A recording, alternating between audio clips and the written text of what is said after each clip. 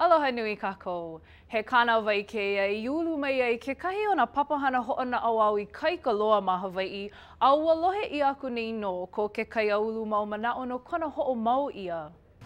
Ua hele pu aku mako no ka hoʻona au aku I ke kai aulu no nā kaia ʻōlelo Hawaiʻi.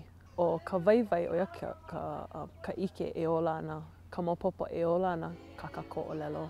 O iai e ola ana ka ʻōlelo e ola pu ana ka moʻomeheu ko kākou maoliola.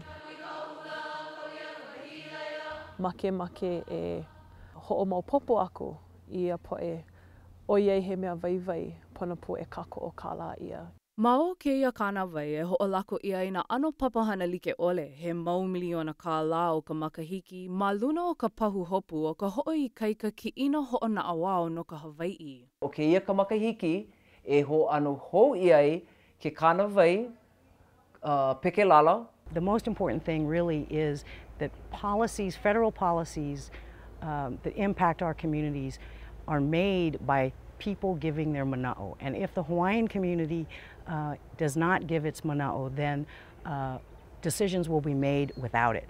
Ale no e noho maka ao a laila o mana'o a pule e loa mai ana ke kahi mea e kokua mai ana ia kākou pono e komo I loko ka papahana e hoʻopuka mana'o. Ua haʻalele me ka mana'o lana nui kekahi. Ua lohe ia no na mana'o e ko ana no kēia mau pahu hopu.